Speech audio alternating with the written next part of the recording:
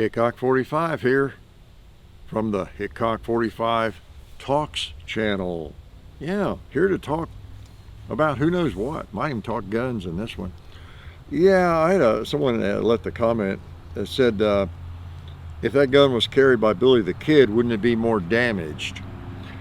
I think it was on a video, perhaps, with my 1874 Colt. It's probably where I pulled that off. And because I probably made a comment, it's been a while since I've gathered this, but about because I do that sometimes. If the age is correct on the firearm, Billy the Kid might have carried this gun, or Wyatt Earp actually could have owned this at one point, or whatever, which is true. We don't know. But the comment was, wouldn't it be more damaged? And I don't know exactly what the person meant. I don't know what anybody means by anything they say, right? Including myself. Probably, I'm assuming it was probably a younger person, probably thinking, well, Billy the Kid had that gun back in 1880 or something. I'd be in worse shape and damaged. He was an outlaw and all this kind of stuff and everything. Well, that's what I thought I might talk a little bit about, and about who might have owned that gun and that kind of thing. I think I've talked about this before. Sorry if I get too redundant in my old age. These are interesting topics, I think, that I like to think about. We all like to think about who might have owned a firearm we have, if it's an older, a vintage firearm. I don't know why. It's not that big a deal to me. If it would be, I guess, but if it was owned by somebody famous, that makes all that much difference. It makes a difference in terms of the value, maybe the firearm. But if I have a firearm that was made in the 1880s or 1870s or the 1820s or the whatever, I think about who might have owned it and who owned it, but I'm not thinking famous people necessarily. I make those comments, and it could have been. But to me, just thinking about somebody owned it back then and fired it, maybe hunted with it, maybe fought with it back in 1860, 1850, 1880. That is the interesting part of it, And if it was someone that is famous, Wyatt Earp or whatever, that's another element to it, of course, and makes it more valuable if it can be, if it's really proven. Which is tough. But anyway, no, actually it wouldn't necessarily be damaged if Billy the Kid had owned it for a period of time, or he owned it when he was shot or whatever. It wouldn't necessarily be more damaged. Are your firearms damaged?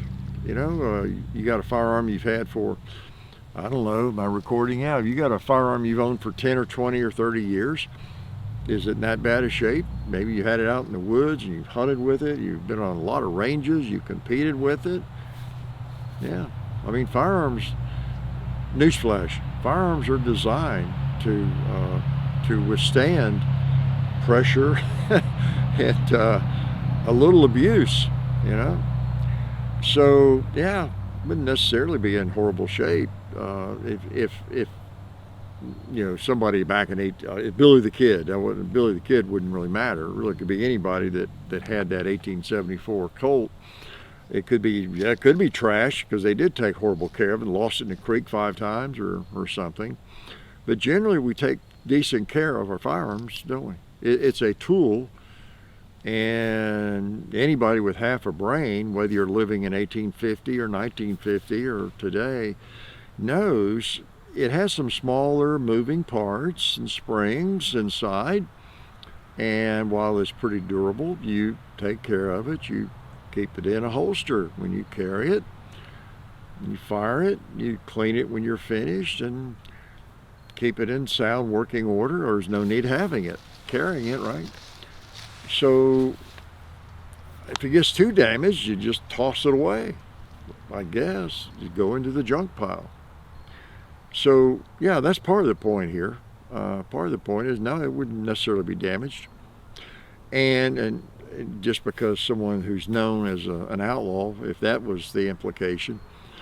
And also, this comes up, talked about this from time to time, I think. We don't know 100% sure sometimes we do know that a certain gun can be traced back to somebody famous, like Billy the Kid or Wyatt Earp, whoever, Wild Bill Hickok, and the provenance is there. There's enough proof. There's enough letters and different things written, about this gun. This gun was given to me, handed down to me by my dad, Wild Bill Hickok, whatever it is, serial number, and so pretty much beyond a shadow of a doubt. Sometimes it can be proven. But that's only on that one firearm. And while that might be true, I think personally that we get too narrow-minded about that. Just knowing what I know about people and firearms myself, I've had a lot of favorite firearms, and I have carried a lot of different firearms, and I liked all of them, and I still rotate among carry firearms, and they're all great firearms. And I might discover another pistol 6 months from now that I like just as well. I might be carrying it for a year or two. And y'all know what I'm talking about. You've done the same thing. So let's say your name is Joseph Wilson. Sorry, Joseph, there's probably a Joseph Wilson out there. Well, you've been shooting and collecting for 20, 30 years, whatever. Well, I don't know, your grandchildren, great-grandchildren, whatever, they're trying to figure out what your carry gun was, in 100 years, 200 years from now, because they know you were into firearms. Maybe you're in law enforcement, maybe you were a detective or whatever.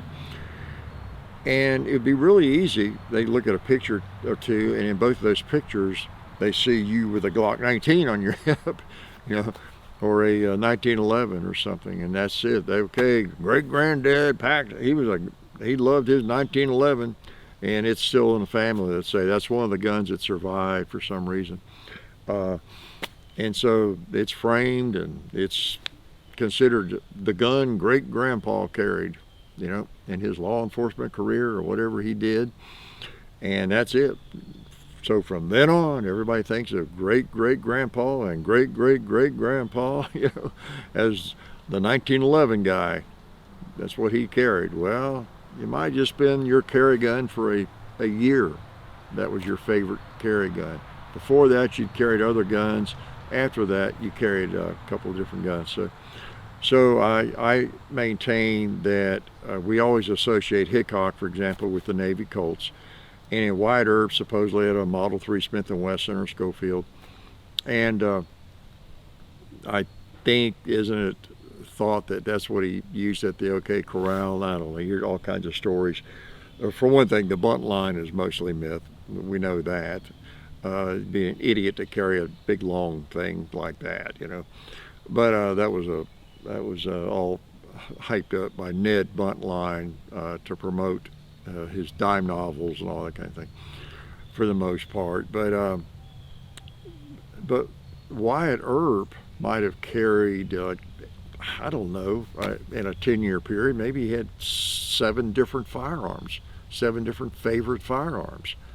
One of them might have been an old Schofield, because that was in the 1880s. A Schofield had been around a while. One might have been a normal Smith & Wesson Model 3, number 3.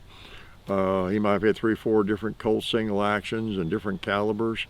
And so any little window of time you look at with Wyatt Earp, and I'm not basing this on any knowledge, I just other than knowing how people are, any little window of time you look into Wyatt Earp, or maybe he was carrying this or what, or maybe there's no evidence of that, so you assume this is the only gun he carried. So that must be what he had here or whatever.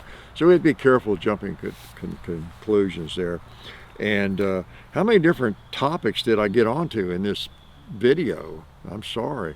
But anyway, it's kind of all related to firearms being used way back when, and the people that carried them, and even knowing what they carried, and whether they would necessarily be damaged. And one last point to just branch out even further, my Model 29, 8 3/8 is kind of an example of I've had that for 50 years as I sit here and talk.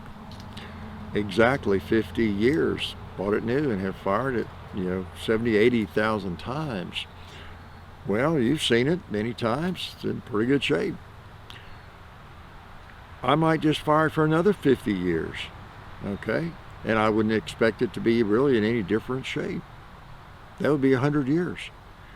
And when I get to that point, I might just keep it for another 50 years and fire it. That'd be 150 years I will have owned and fired that gun. And it should be in relatively the same condition. See? So, yeah, answers that question. Guns don't necessarily have to be damaged just because they were owned a long time ago by somebody, and also just because that person, I don't know, was a famous gunman. Yeah, one day I'll be a famous gunman, and my guns are in good shape. I promise I've not been using any kinds of drugs. Life is good.